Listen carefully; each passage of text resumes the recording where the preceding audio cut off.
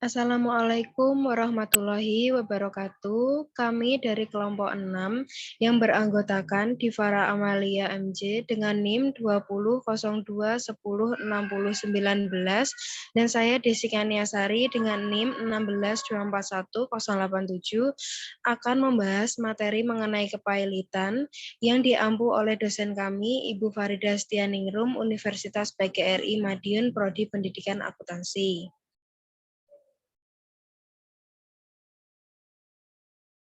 Selanjutnya, kami akan membahas mengenai pengertian kepailitan.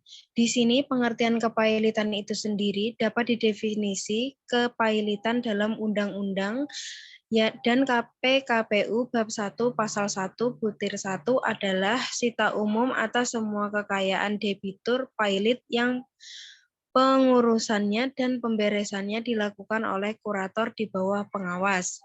Lebih lanjut, dalam butir 5 disebut bahwa yang dimaksud kurator adalah balai harta peninggalan atau orang perseorangan yang diangkat oleh pengadilan untuk mengurus dan membereskan harta. Debitur pailit di bawah pengawasan hakim pengawas. Kemudian, yang kedua adalah tujuan hukum kepailitan. Tujuan hukum kepailitan di sini juga dibagi menjadi dua. Yang pertama, menurut Levinthal, yaitu dalam Syahdeni 2009-28, tujuan hukum kepailitan yaitu menjamin pembagian yang sama terhadap harta kekayaan debitur di antara para krediturnya. Kemudian yang kedua, mencegah agar debitur tidak melakukan perbuatan-perbuatan yang dapat merugikan kepentingan para kreditur. Yang ketiga, memberi perlindungan kepada debitur yang bertindak dari para krediturnya dengan cara memperoleh pembebasan utang. Kemudian yang kedua, dalam penjelasan Undang-Undang Kepailitan dan PKPU, dikemukakan beberapa faktor perlunya pengaturan mengenai kepailitan dan penundaan kewajiban pembayaran utang, yakni sebagai berikut. Yang pertama, menghindari perbuatan harta debitur apabila dalam waktu yang sama ada beberapa kreditur yang menagih piutangnya dari debitur. Kemudian yang kedua, menghindari adanya kreditur, pemegang hak jaminan kebendaan yang menuntut haknya dengan cara menjual barang milik debitur tanpa memperhatikan kepentingan debitur atau para kreditur lainnya. Kemudian yang ketiga, menghindari adanya kecurangan-kecurangan yang dilakukan oleh salah seorang kreditur atau debitur sendiri. Misalnya, debitur berusaha untuk memberikan keuntungan kepada seseorang atau beberapa orang kreditur tertentu, sehingga kreditur lainnya dirugikan atau adanya perbuatan curang dari debitur untuk melarikan semua kekayaan dengan maksud untuk melepas tanggung jawab terhadap para kreditur. Kemudian, asas-asas kepailitan. Asas-asas kepailitan di sini ada 4. Yang pertama, asas keseimbangan, yakni Undang-Undang Kepailitan dan PKPU mengatur beberapa ketentuan yang merupakan perwujudan dari asas keseimbangan, yakni di satu sisi terdapat ketentuan yang dapat mencegah terjadinya penyalahgunaan peranata dan lembaga kepailitan oleh debitur yang tidak jujur. Kemudian yang kedua ada asas keadilan. Asas keadilan dalam kepailitan mengandung pengertian bahwa ketentuan mengenai kepailitan dan memenuhi rasa keadilan bagi para pihak yang berkepentingan. Yang ketiga ada asas kelangsungan usaha. Dalam Undang-Undang Kepailitan dan PKPU terdapat ketentuan yang memungkinkan perusahaan debitur yang prospektif tetap dilangsungkan. Dan yang terakhir ada asas integrasi. Asas integrasi dalam Undang-Undang Kepailitan dan PKPU sendiri itu mempunyai pengertian bahwa sistem hukum formal dan hukum materialnya merupakan satu kesatuan yang utuh dari sistem hukum perdata dan hukum acara perdata nasional. Kemudian ada upaya hukum. Nah, upaya hukum di sini yang dapat diajukan terhadap putusan atau permohonan pernyataan pailitnya itu adalah Kasasi ke Mahkamah Agung atau MA, lambatnya 8 hari setelah tanggal putusan yang dimohonkan kasasi diucapkan dengan mendaftarkan kepada panitera pengadilan yang telah memutus permohonan pernyataan pailit. Nah, permohonan kasasi tersebut selain dapat diajukan oleh debitur dan kreditur yang merupakan pihak pada persidangan tingkat pertama, juga dapat diajukan oleh kreditur yang bukan merupakan pihak pada persidangan tingkat pertama yang tidak puas terhadap putusan atas permohonan pernyataan pailit. Kemudian ada pengurusan harta pailit. Nah, pengurusan harta pailit di sini itu pemberesan harta pailit mengandung pengertian untuk menguangkan aset dan pasifa harta pailit. Dalam menjalankan tugasnya, kurator diawasi oleh hakim pengawas yang juga ditunjuk dalam putusan pernyataan pailit. Sementara itu, yang menjadi kurator lainnya yaitu ada 2. Yang pertama, orang yang berdomisili di Indonesia yang memiliki keahlian khusus, yaitu yang mengikuti dan lulus pendidikan kurator dan pengurus. Kemudian yang kedua, terdaftar pada kementerian yang lingkup tugas dan tanggung jawabnya dalam bidang hukum dan peraturan perundang-undang. Kemudian ada jenis-jenis kreditur. Jenis-jenisnya di sini ada 3. Yang pertama, kreditur konkuren. Di sini kreditur yang harus berbagi dengan para kreditur lain secara proporsional menurut perbandingan besarnya masing-masing tagihan mereka dari hasil penjualan harta pailit yang tidak dibebani hak jaminan. Kemudian yang kedua ada kreditur preferen, yakni dilakukan oleh kreditur-kreditur lainnya untuk memperoleh pelunasan-pelunasan tagihan dari hasil penjualan harta pailit, asalkan benda tersebut telah dibebani dengan hak jaminan tertentu bagi kepentingan kreditur tersebut. Kemudian yang ketiga, ada kreditur separatis, yakni pemegang hak istimewa yang oleh undang-undang diberikan kedudukan dalam hal ini lebih dahulukan daripada kreditur konkuren maupun kreditur preferen. Selanjutnya ada syarat-syarat kepailitan. Di sini syaratnya juga ada 3. Yang pertama, debitur ingin dipailitkan mempunyai sedikitnya 2 utang, artinya mempunyai 2 atau lebih kreditur. Kemudian yang kedua, debitur tidak melunasi sedikitnya 1 utang kepada salah satu krediturnya. Kemudian yang ketiga, utang yang dibayar lunas itu haruslah utang yang telah jatuh waktu dan dapat ditagih. Kemudian ada akibat kepailitan. Nah, akibat kepailitan di sini meliputi seluruh kekayaan debitur pada saat putusan pernyataan pailit diucapkan, serta segala sesuatu yang diperoleh selama kepailitan.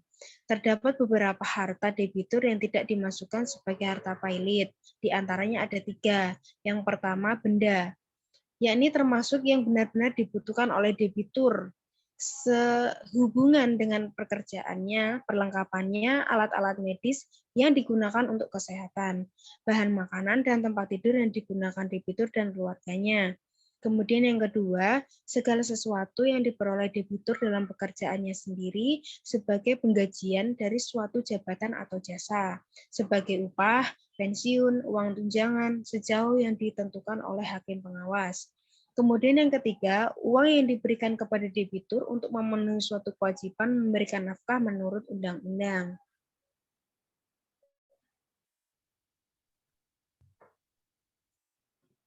Selanjutnya akan dilanjutkan oleh rekan saya, Mbak Divara.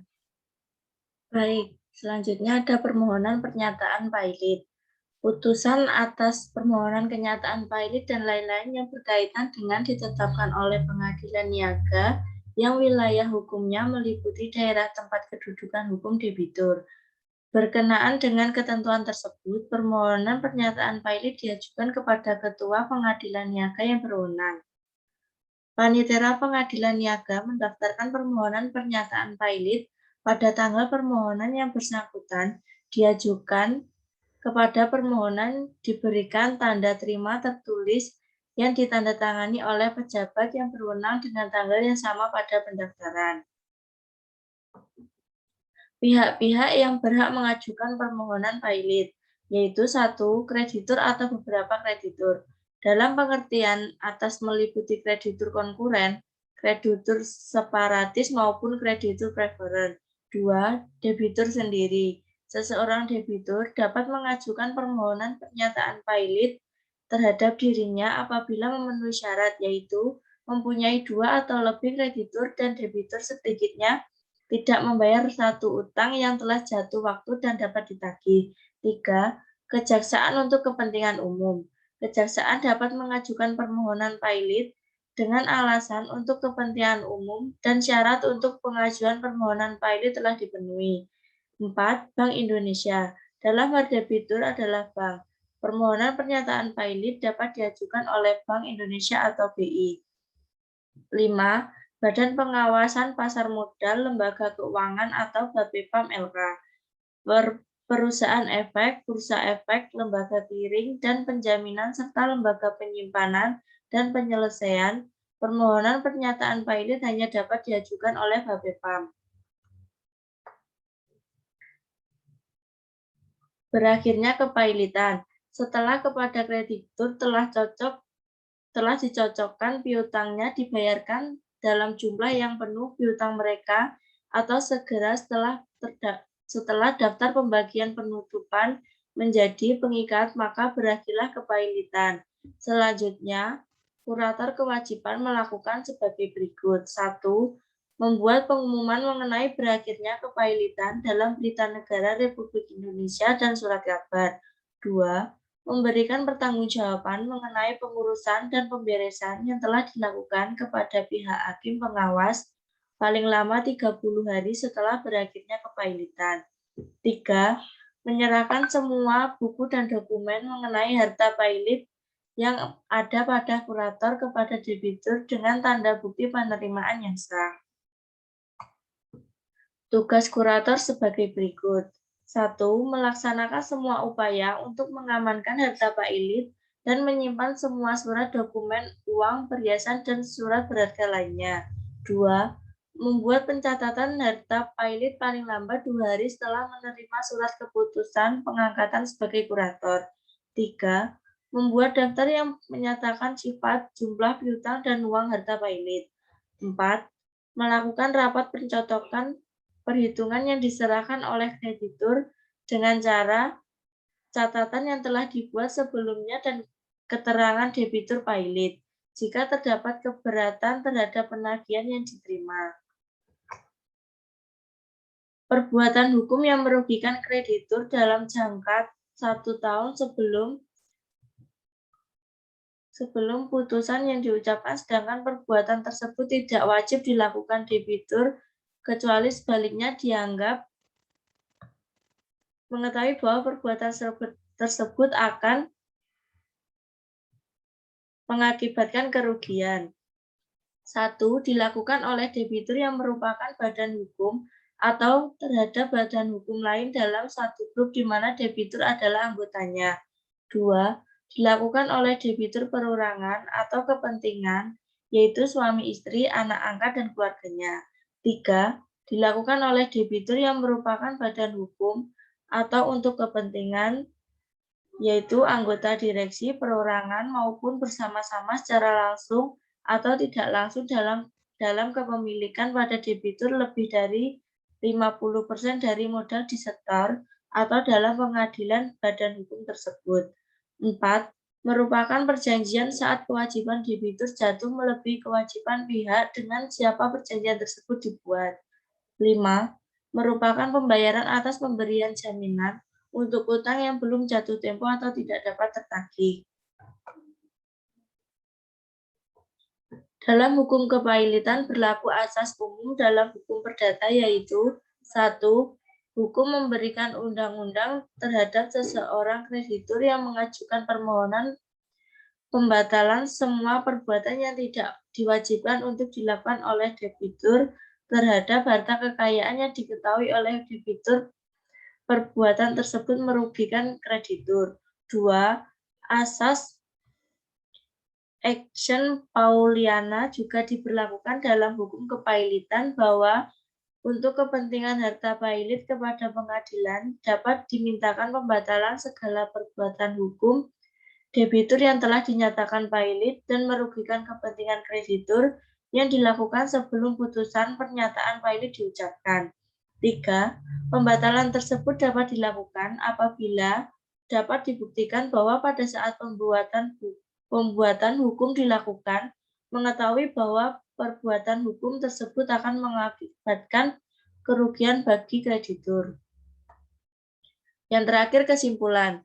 Kepailitan merupakan asas keseimbangan yang upaya hukumnya dapat diajukan terhadap putusan atas permohonan pernyataan pailit yang dapat memiliki tujuan hukum atas pengurusannya harta, baik perseorangan, anak angkat, negara, suami atau istri, maupun pihak-pihak yang mengajukan permohonan pernyataan pailit sampai dengan benar-benar terjadi pengurusan atas berakhirnya suatu kepailitan. Sekian penjelasan dari kelompok 6, kurang lebihnya mohon maaf. Wassalamualaikum warahmatullahi wabarakatuh.